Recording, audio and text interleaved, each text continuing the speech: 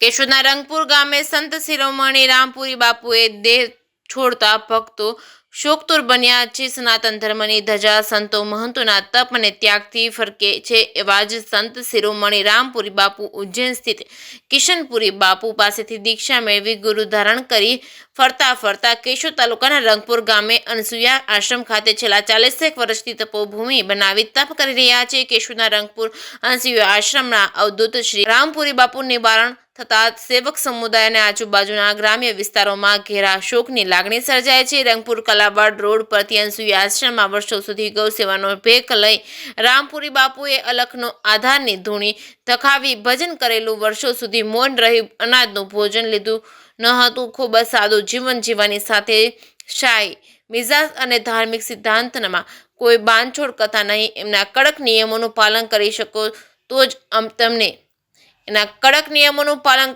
તો જ તમને આશ્રમમાં પ્રવેશ મળી શકે। વાત કરીએ તો આખા દિવસમાં 2 કલાક માટે આશ્રમનો ગેટ ખુલ્લો રાખવામાં આવતો હતો। બપોર પછી 3 થી 5નો સમય, એમાં પણ સુગંધિત તેલ, અત્તર કે સાબુથી નાહીને જનાર વ્યક્તિને બાપુએ આશ્રમમાં પ્રવેશ ન કરશો એવો બોર્ડ પણ લગાવ્યો હતો। તેમજ મહિલા અને ભક્તોએ ગેટ બહારથી દર્શન કરી જને જતું રહેવું અને આવા ચુસ્ત નિયમોના આગ્રહથી એવા અલખના આધારક અવધૂતનું મૂળ વતન કે નામનો કોઈને ખ્યાલ નથી। છેલ્લા લાંબા સમયથી બાપુ રંગપુર ગામે રહેતા કહેવાય છે। અજાબ શેરગઢના સીમાડે કલીમહારી બાપુની તપોભૂમિ આશ્રમમાં પહેલીવાર રામપુરી બાપુ પધાર્યા હતા, ત્યારે કલીમહારી બાપુ સાથે વાર્તાલાપ થતા કલીમહારી બાપુ કહેલ કે અહીંથી પશ્ચિમ દિશા તરફ પ્રયાણ કરો તો રસ્તે જતા જમણી બાજુ નાગ આડો ઉતરે તે જગ્યાએ આપ ગાદી સ્થાયી જગતનું કલ્યાણ સાથે ગૌ સેવાનું કાર્ય કરી અલખને આરાધારીમાં અનસુયા આશ્રમમાં નામ આપીને ધૂણી ચેતન કરજો। અને આ રીતે ચાલતા રંગપુર ગામે કાલવાણી રોડ પર જતા તે મુજબ બનાવ બનતા ત્યાં જ ચીપીઓ ખોડીને બેસી ગયા હતા, પછી ક્યારેય એ જગ્યા છોડી નથી। આવા સંતની વિદાયથી આખો વિસ્તાર શોકમાં ગરકાવ થઈ ગયો છે। સાધુ સંતો, ભક્તને સેવક સમુદાયની હાજરીમાં આજે રંગપુરની મુખ્ય બજારમાં પાલખી યાત્રા નીકળી વિશાળ સંખ્યામાં લોકો ઉપસ્થિત રહ્યા હતા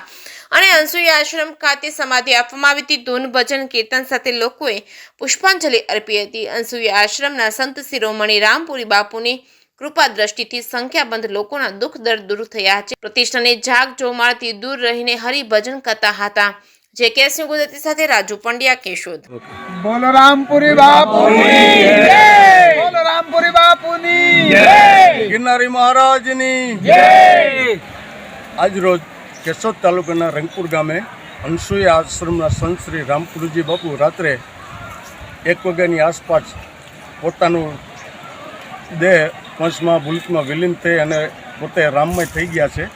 આ સંતની એક આગવી વિશેષતા કે પોતે ઘણા વર્ષથી અન્ન પણ ન લેતા અને ફક્ત ગાયના દૂધ ઉપર આધારિત હતા। તેનો દેહ ઉત્સર્ગ થતાં ગામના લોકો તેમજ આજુબાજુના ભાવ ભક્ત પ્રેમી માણસો અને અખાડાના સાધુઓ બધા સાથે આવી અને ગામની પરિક્રમા કરી અને સમાધિ દરમિયાન બધાની હાજરીમાં બાપુને શુભ સ્થાને સમાધિ આપેલ છે અને ઘણી મેદની માનવ મહેરામણ આજે ઉમટી પડ્યો છે। આવા અમારા એક રંગપુરના એક દિવ્ય સંત કે અયાચક વ્રત જેણે કોઈ પાસે કદી માગ્યું પણ નથી અને એક વિશિષ્ટ પ્રકારનું એક ભક્તિમય જીવન બાપુનું અને આગવી શૈલી એવી બાપુની કે ઈશ્વર આપે તો ઘણું આપે, માનવને હું મદદ કરી કે કદાચ મદદ કરે તો એ પોતાના ભાગ્ય પ્રમાણે જ મળે, આવી કંઈક બાપુની એક ભાવના હતી અને અયાચક વ્રત હતું। તો કોટી આ વંદના સંતને કે રંગપુરને આજે ઉજળું કર્યું અને બાપુની ઉંમર પણ 100 વર્ષની આસપાસ હતી એવું અનુમાન લગાવી અને આજે એક પરોપકારી દિવ્ય સંત પંચમહાભૂતમાં વિલીન થઈ અને એના આશીર્વાદ લેવા માટે બાપુના ચરણ સ્પર્શ કરવા માટે ઘણા લોકો આજે ઉમટી પડ્યા। કેટલા વર્ષથી આયા? ધન્ય છે। કેટલા વર્ષથી આયા? 125 વર્ષ બાપુ મૌન વ્રત હતા, એથી વધારે થયા હોય તો અંદાજે 100 ને પછી એવી વાત થાય છે, બરોબર।